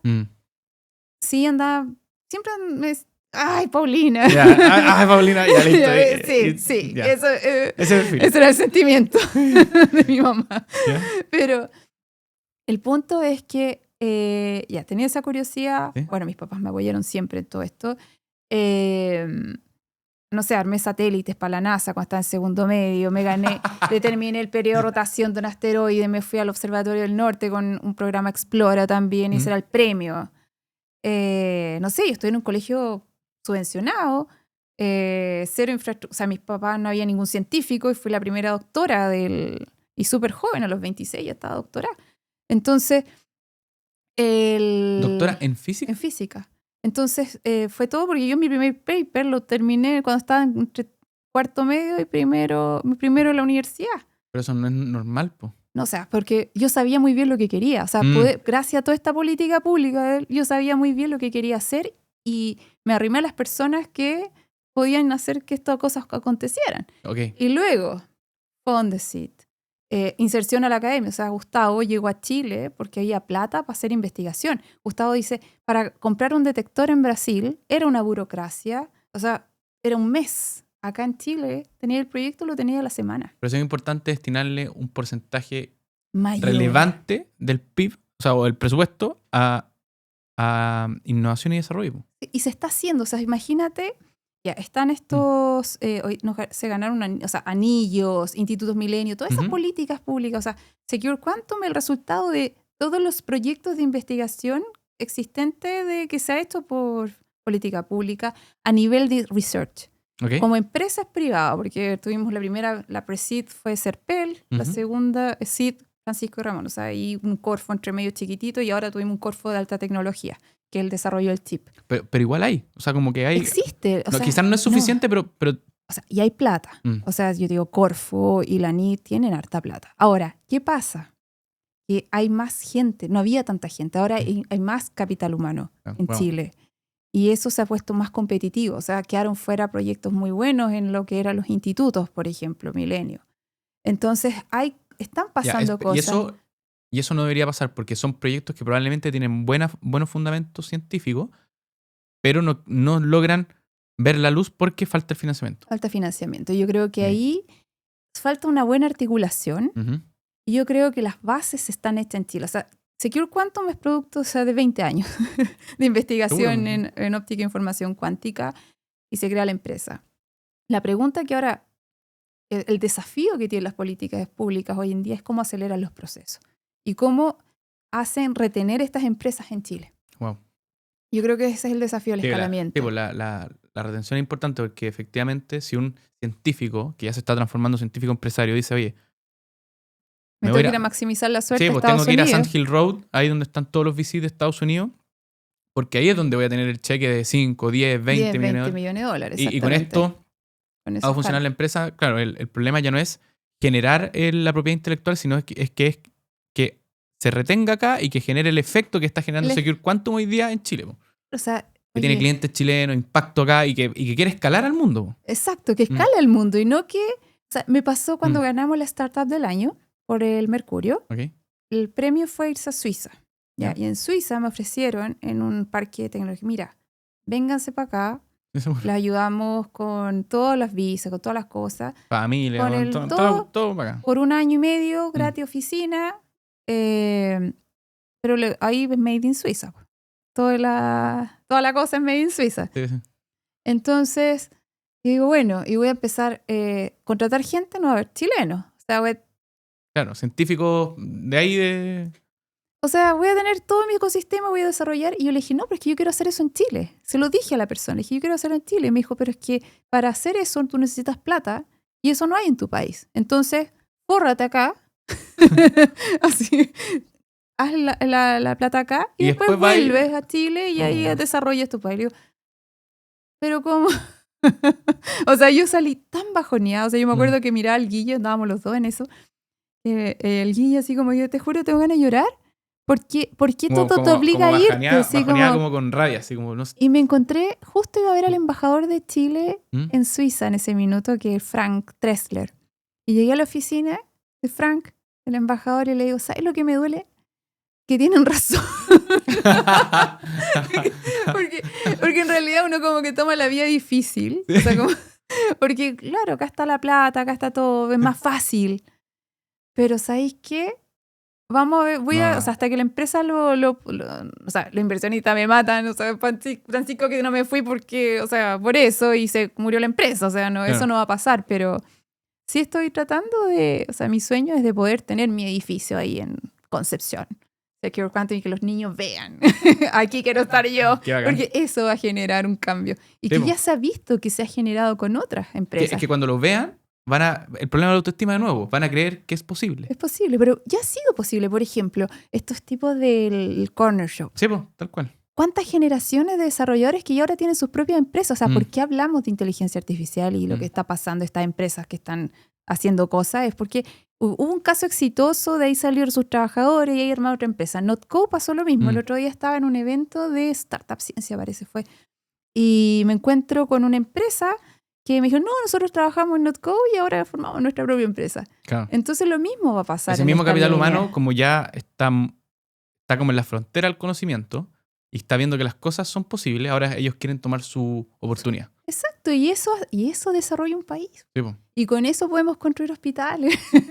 Y con esa plata podemos hacer cosas. Yo creo que eso es el cambio de paradigma que necesitamos en Chile. Y de verdad, o sea, si lo puedo hacer, me encantaría llegar a viejita así y ver eso así como que hicimos un cambio, un punto de inflexión. Ser la Paulina Assmann, pero versión Francisco Silva. Y voy a seguir haciendo cosas, pero... Oye, eso te quería preguntar. ¿Qué son las cosas que, fuera de Secure Quantum, a ti como, ¿con qué estáis soñando desde el punto de vista de las cosas que te mueven o queréis saber acerca del universo? Porque tenéis que no es una maldición para mí, pero que es un regalo que es la curiosidad infinita, digamos. ¿Sabéis qué? Mira, en ese sentido como que yo no me cierro al universo. O sea, en un momento, ¿te acuerdas para el COVID?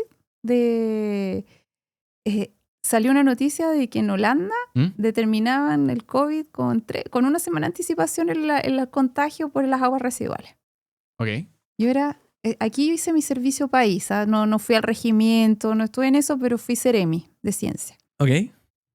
Entonces en esa época mía de servicio país, porque fuimos la primera Ceremi y era científica y todo, entonces pude articular y conocer la realidad de mi país y las capacidades de mi país. O sea, me dediqué, era Ceremi de O'Higgins a Biobío. Yeah. Estudié todo lo que había, todo lo que había en capacidades científicas y todo. Entonces llegó la pandemia y era el momento de decir, bueno, ¿cómo hacemos estas cosas? Aguas residuales. Me acuerdo que la Majo, que era la Ceremi de Valparaíso, llegó con esto del paper, leímos el paper todas, y ya, voy a hacer esto en mi región, o sea, en mi macrozona. Junté a los científicos, hay que medir, me conseguí la plata, SBio y toda la cosa, hicimos el piloto. Pero ¿cómo se llama mi deseo secreto era conocer el consumo de drogas. Cacha. Porque, ¿qué pasaba? Tú para saber de drogas, necesitabas los test, y generalmente son estadísticos, son preguntas, si usted no... Claro. Pero con el sistema de medición de aguas residuales, tú podías determinar cuál era la cantidad de consumo. Y determinamos en todo ese experimento, primero... A pesar de que el agua, perdón lo curioso, pero a pesar de que el agua, como que el caudal esté mezclado con muchas otras cosas. Sí, tú puedes determinar exactamente qué es lo que... sabiendo el flujo y usando una muestra de 24 horas, tú puedes saber qué es lo que se consumió en ese lapso. Entonces tenía equipamiento, llamé a la gente del ICI que me calculara, que son los que hacen modelos matemáticos para... El ICI es el Instituto Complejo de Ciencia e Ingeniería, una cosa así, ¿no? Sí. Okay. Y ahí me calcularon cuánto era los nodos para tener la cantidad de habitantes, 1000 habitantes por cuadrante, y así poder hacer determinaciones concretas de cuánto era el consumo. Ya. En el caso del COVID, determinamos cuál es la variante Delta con una semana de anticipación en Arauco, por ejemplo. En caso de drogas, determinamos, por ejemplo, que en cierto sector se consumía 4 veces más que en Ámsterdam. Cosas así de marihuana. Otras cosas, vimos varias cositas que no se sabían. Entonces eso para mí yo disfruto con eso, o sea, yo me acuerdo que me junté con los científicos, armé cuánto iba a ser las mediciones y todo, y me meto en las cosas. Eso era una curiosidad que tenía y logré. Y la idea era que se pudiese generar un banco de datos, cosa que así después tú pudieses predecir, o sea, imagínate midiendo 3 años, 4 años, tú puedes saber qué es, o sea, siendo súper metódico, tú ya podés hacer modelos de predicción. Entonces, si tú tienes modelo de predicción, más lo que observan las policías, más lo que tiene Senda, puedes articular acciones que sean mucho más eficientes en la política pública. Claro, y en el control también de droga y todo ese tipo de cosas. Entonces, esa fue una de las cosas que hicimos. Y no era el universo, pero era como de poder saber, y inventamos el semáforo PUP en ese tiempo para decir a las comunas en qué sectores estaba más en ese sentido el COVID. Inventamos todas esas cosas. O sea, la verdad que sí, soy muy curiosa. ¿Y qué cosas te han curiosidad hoy día? Como que no tienes una respuesta y te encantaría como saber esta respuesta, no sé, del universo, llevándolo un poco a la física cuántica. Te pongo un ejemplo mío. Yo cuando vi Interstellar, y aquí voy a traer a mi amigo Felipe Alcalde, que he rayado con el tema de, que no sé si es teoría validada o no, con el tema de los wormholes, como los agujeros de gusano. ¿Sí? Y la posibilidad de estudiar, ponte tú, los hoyos negros, o el tema del horizonte de sucesos, ¿cachai? ¿Cómo funciona la singularidad? ¿Esas cosas nunca te han llamado la atención? Muchísimo. O sea, de hecho, yo mis primeros 2 años de doctorado, 3 años de doctorado, los hice en Valdivia con Jorge Zanelli. Él era mi tutor original, hasta que encontré una solución de agujero de gusano en 6 dimensiones. Y yo me acuerdo de ese momento. Espérate, 2 segundos. Que esta parte se va a poner cuática y quizás va a aparecer gravedad aquí sola dentro del estudio. Para la gente que no entiende, ¿qué es un agujero de gusano? Un agujero de gusano, mira, partamos primero por los agujeros de negros. ¿Ok? Son singularidad en el espacio-tiempo. Es cuando la gravedad está concentrada en un espacio muy chiquitito, entonces la fuerza gravitacional se vuelve infinita. Y, por ejemplo, la luz no puede escapar. Okay. Entonces es un agujero negro. Pero entonces, ¿qué pasa en un momento donde esta gravedad se vuelve tan intensa? Si se puede abrir una garganta. Entonces tú puedes unir universos con estos agujeros de gusano. Wheeler fue el primero físico que acuñó ¿cómo se llama? La palabra agujeros de gusano. Okay. Que era la posibilidad de conectar 2 universos. Entonces era, en vez de un agujero negro, que era una singularidad que no te llevaba a ninguna parte, el agujero de gusano se genera una garganta tal que un fotón entra, pero sale en otro universo. Que es como cuando da el ejemplo, vamos a sacar una hoja aquí, nos vamos a poner, aquí se va a poner loca esta cuestión. Cuando Cooper le pregunta en la película al doctor que va a bordo, que el doctor que se queda solo en la nave y envejece muchísimo cuando se van al planeta de las olas, que el doctor le dice, mira, tradicionalmente uno, a ver, ¿la cámara dónde está? Ahí. Tradicionalmente uno para cruzar el espacio va de este punto a este punto, ¿cierto? Y uno llega con las leyes clásicas de la física, velocidad igual, distancia partido tiempo, ¿cierto? Entonces, como las distancias en el universo son gigantescas, si nosotros tratáramos de ir de A a B, no llegaríamos. Nos moremos en el camino. Lo que hace un agujero de gusano es que dobla el espacio-tiempo. ¿Sí o no? Y permite que si nosotros pasamos por este punto, lleguemos al punto siguiente y aparezcamos al otro lado.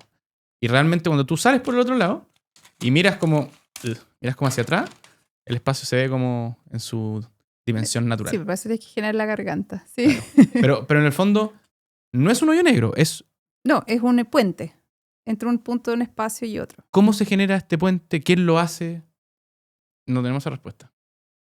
¿Aún? O sea, sí hay soluciones matemáticas para eso. O sea, de hecho, para 6 dimensiones tú puedes generar estas gargantas en el espacio. Ya ni me acuerdo cómo lo hice en ese mi tiempo, pero hay...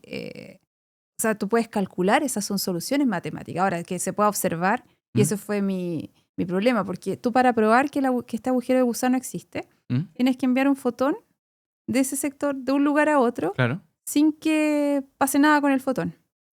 Entonces, ¿qué pasó? Que nosotros hicimos la prueba ya, un estado de energía, pasar el fotón, súper, encontraste un agujero de gusano en 6 dimensiones.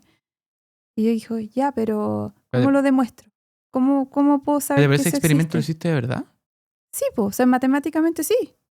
En 6 dimensiones, con la teoría de Born-Infeld, lo que hice fue calcularlo. Pero me refiero que no está en el Usa laboratorio las- tratando de hacer... No. Ya. Ahora, ahí sí, hay algunos experimentos de eso. No tengo los mayores detalles, pero hay unos experimentos que te hacen agujeros de gusano, pero electromagnéticos. Pero el punto es el siguiente. A mí me pasó, y por eso hice 2 doctorados en un doctorado. Ya, Porque estaba en esto de la física, siempre me ha gustado la física teórica. De hecho, ahí conocí a Hawking y conocí gente muy importante cuando estuve en ese periodo. Esto de la física teórica y estas matemáticas, al final tú tienes que ser muy buen matemático, pero yo necesitaba esa demostración y no la tenía y me sentía así como esquizofrénica, así como ya, sí, esto va a pasar, o sea, que no me conformaba con la belleza matemática. Ok. Y ahí llegó un profe de la U de Conce, que se llama Michael Fellauer, que hacía física no teórica, más numérica, y hacía modelos del universo en el computador. Entonces, y hacía modelos que se pudiesen observar con telescopios. Ok, ahora entiendo dónde hay, ¿ya? Entonces yo me cambié del mundo matemático, que es maravilloso, de la cosmología y todo es preciosa, y de ahí a algo que yo pudiese demostrar. Y ahí me puse a trabajar en galaxias enanas, por entender la formación de galaxias enanas, cosa que Gaia, que es el satélite que hoy está midiendo velocidades de galaxias, yo pudiese demostrar mis modelos, a saber si estaba correcto o no en esta vida. Sí, po. Y bueno, y ahí me cambié a astrofísica. Y pasé de la física teórica, escribí mi tesis en la formación de galaxias enanas, en formación de estructuras como el disco grueso de la Vía Láctea, y modelos que pudiésemos observar y demostrar que así fue que se formó. Y ahí me fui, o sea, por eso, o sea, salí de lo abstracto interstellar a cosas que realmente yo podía medir. Porque nunca vas a ir a un agujero negro así. Lo que sí sabemos por observaciones que existe por una cosa... no es que fuiste ahí y estaba el agujero negro, no, son observaciones, porque tú ves que en el centro de la galaxia hay estrellas que se comportan con una velocidad distinta a la del resto, y la única explicación matemática que cuadra para que no haya nada ahí es que hay un agujero negro, que hay algo que sea con un campo gravitacional súper, súper intenso. ¿Y esa foto que apareció en el... ¿Te acordás de esa foto? Eso es el Horizon no sé cuánto. Que usan interferometría para poder sacarle la foto a un agujero negro.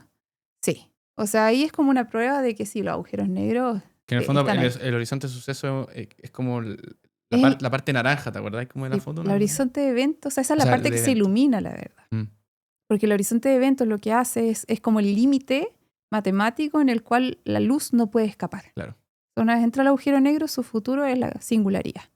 Entonces, en eso es que hacen esta foto donde tú ves como, no ves ni siquiera casi el horizonte de eventos, o sea, es como la parte que radia, la verdad, porque después adentro no hay nada. El horizonte de sucesos no es como, estoy dentro de la película, trata de entenderme. No es como se muestra en la película, que es como un disco que tiene un grosor. Es una simulación que entiendo que la hacía, ¿cómo se llamaba? Se me olvidó el apellido, que es súper famoso, de esto de las ondas gravitacionales. ¿Quién era? Que Nolan creo que contrató un equipo específico para poder modelar. Sí, hay un físico ahí, sí, súper famoso, fue No estudiante de Wheeler, si no me equivoco, uy, pero sí es súper famoso. Ya no me acuerdo en este minuto, pero este físico creo que fue una simulación real de cómo sería un agujero negro. Iluminado. Esos secretos del universo ¿te llaman la atención? Sí. Pero tú los ves así como, chuta, quizás esto es inalcanzable para mí en esta vida. Sí, Eso es como... pero lo que ahora me estoy más cuestionando tiene que ver más con la conciencia. Yeah, okay. O sea, porque mira, una de las cosas que la física de partículas te dice es como hay partículas, por ejemplo, como los taquions, que son partículas que violan el principio cósmico, o sea, andan a velocidades mayores que la luz. Taquiones. Entonces tú dices, si andan a velocidades mayores, ¿qué pasa? Violan causalidad. Eso quiere decir que están en el presente, en el pasado, o sea, como que violan el tiempo. Sí, po. Entonces, si violan causalidad, yo digo, bueno, pero ¿qué pasa con el cerebro? Y esto ya nos volvemos una parte muy loca. Digo, pero ¿qué pasa? ¿Cómo? Nunca hemos visto este tipo de partículas. Pero, no sé, pues hay gente que de repente te dice cosas que van a pasar en el futuro y que no tienes cómo, o sea, ¿cómo pasa eso? ¿Cómo eso es posible? Entonces, y ahí como la conciencia, ¿cómo son esos procesos que es el alma? Entonces, ¿cómo relacionamos eso con la física cuántica? Y ahí como que esas son unas bolas que... ¿Pero eso está todavía en zona de volar o ya hay evidencia de algo? No, hay experimentos, hay cosas, hay gente que dice que hay cosas, pero todavía no hay nada demostrado. ¿Sabéis por qué? Porque, y aquí a riesgo de que, no sé si me funen, pero me estoy leyendo un libro de Joe Dispenza que se llama Deja de ser tú. ¿Ya? Y él habla del principio de...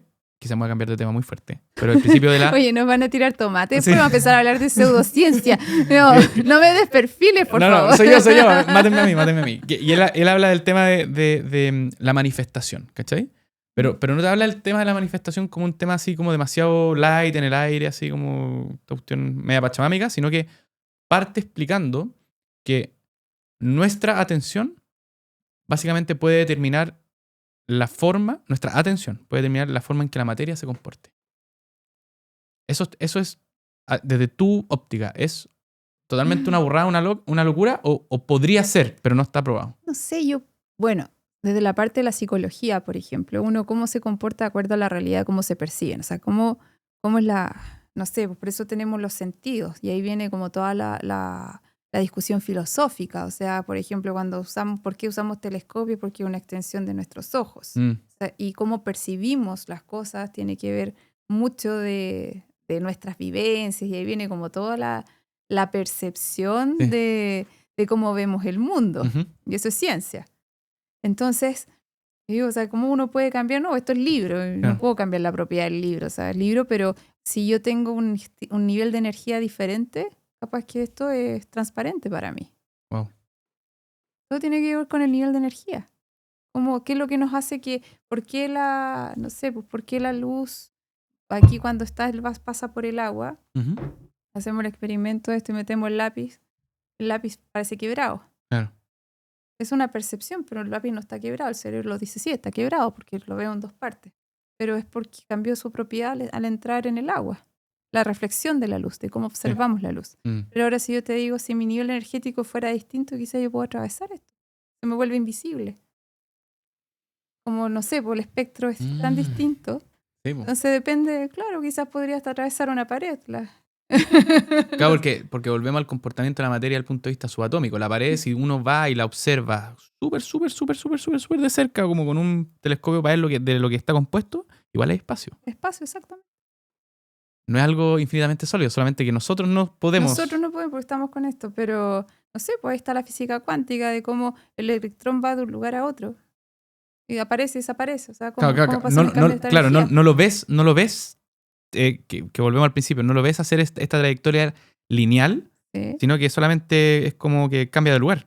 Exactamente, o sea, pero y ese proceso como cuando lo entendimos, que el efecto túnel, en el caso del Sol, todas las reacciones nucleares por el efecto túnel. Es eso de que... Pero tú estabas ahí rayada, yo me acuerdo, en alguna cosa que vi en internet con la bomba atómica, además. Bueno, eso sí, porque eso no fue así, estuve rayada con eso, sí. Ya, pero perdón, el tema del túnel pero del ahí, Sol. en esto, gracias a ese efecto, es porque el Sol nos dura el tiempo que dura, o sea, ¿Sí? todavía nos quedan 5.000 millones de años de vida Ujú. antes que se agote el helio para pasar a metales más pesados ¿Y ser una explota. enana roja o va a No, va explotar? a ser, mira, hay dos teorías. O sea, una, bueno, va a explotar, se va a hinchar y después se va a volver una enana blanca, que Ok. son como carbono, Ujú. un diamante. Entonces, esas son las cosas que puede pasar con el Sol. Pero sabemos de esto por las reacciones, por estos efectos que hemos aprendido. Claro. Entonces ahí viene, ¿qué puede hacer? ¿Cuál en realidad el límite que tenemos hoy en día? Esto, la piel. No Sí, pues, sé, literal. eso es nuestro límite, porque nuestra energía estamos somos esta energía. Mm. Pero si quizás no tuviésemos esto y no sé, pues un alma. Claro, y si logramos migrar, por ejemplo, es que no sabemos si la conciencia es colectiva o individual, pero si logramos migrar nuestra capacidad intelectual a AI con computadores cuánticos, quizá Y procesadores distintos. claro, esto es un vehículo, digamos, ¿cachai? Y como dice Musk, Elon, el objetivo o el propósito hoy de la vida humana es extender la conciencia a través del universo.